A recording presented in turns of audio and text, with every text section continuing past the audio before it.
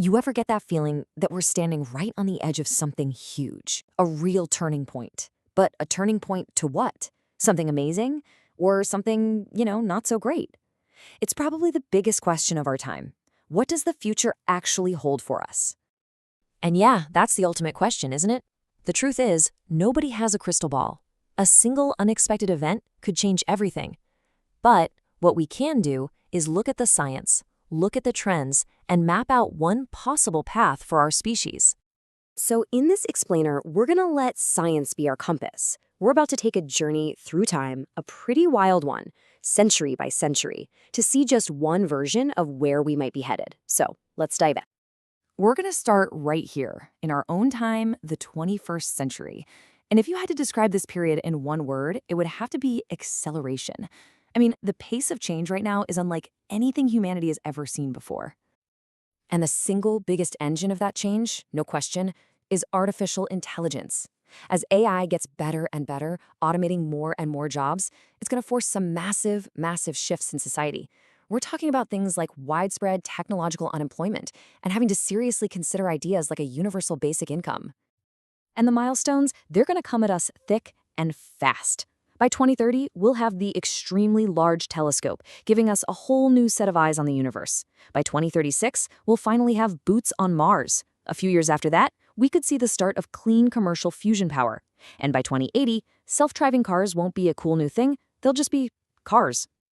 But the real tipping point of the century, the date to watch, is around 2045.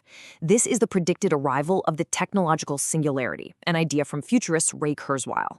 This is the moment when AI doesn't just match us, it blows right past us, triggering a kind of technological growth we can't even control anymore. So what does a world after the singularity even look like? Well, robots are literally everywhere. Factories, offices, our homes. And here's the kicker. Huge decisions, for governments, for giant corporations, are now guided by these super intelligent AIs. It's a whole new world. And it's also what finally lets us set up a permanent base on the moon. And then, just as the century is winding down, we might make the single most important discovery in all of human history.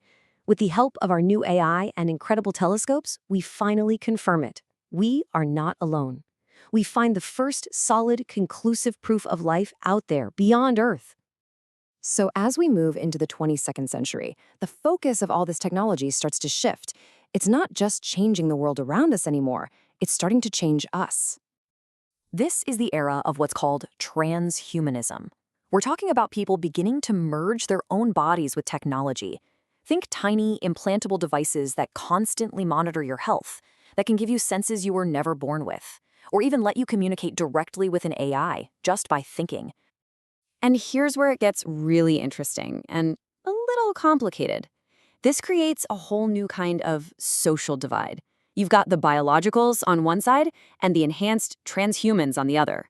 It brings up these massive questions about fairness, equality, and what it even means to be human anymore. You can just imagine the tension, right?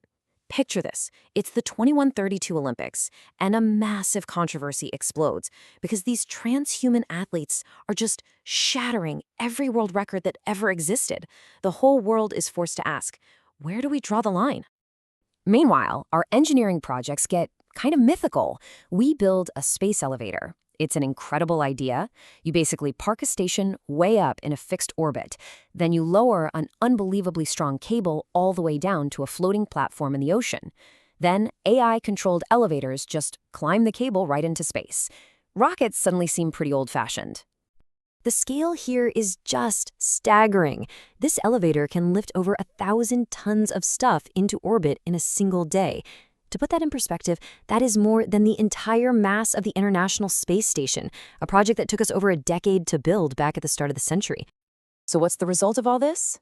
Getting to space becomes cheap, super cheap, and that kicks off a real, honest-to-goodness colonization of the moon.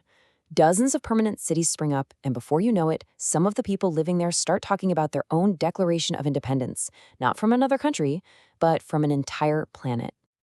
And that brings us to our third act, humanity's expansion into the solar system, where we start engineering the cosmos itself on a scale that's hard to even imagine. At the same time, the whole idea of reality starts to get fuzzy. The internet becomes these fully immersive digital worlds. We finally crack the code of the human brain, which means we can actually upload a human consciousness. This creates a whole new kind of immortality, a digital afterlife. Now, to really wrap our heads around this level of progress, we kind of need a new yardstick. It's called the Kardashev scale, and it's a way to classify a civilization based on one simple thing: how much energy it can control. Okay, so by the year 2310, humanity hits a major milestone on that scale. We become a Type 1 civilization. That means we've successfully learned to harness all of the energy available on our home planet: solar, wind, geothermal, fusion, the whole shebang. But we don't stop there, of course. By the year 3100, we're on the doorstep of becoming a Type 2 civilization. And that next step, it isn't about controlling a planet anymore. It's about harnessing the total energy output of our star, the sun itself. Which leads us to our final chapter, a story of almost infinite power and a deep, really profound philosophical question. So how do you capture every last drop of energy from a star? You build a shell around it. This is the Dyson Sphere, humanity's most unbelievable project ever. Using materials mined from asteroids, huge swarms of self-replicating ships begin building a hollow sphere that will eventually completely surround our sun. And life inside this thing would be strange. The inner surface has Earth-like gravity. Massive sections of it are terraformed, with their own atmospheres, oceans, and continents. It becomes home to this incredible mix of biological humans, transhumans, synthetics, and whatever other forms of life we've created by then.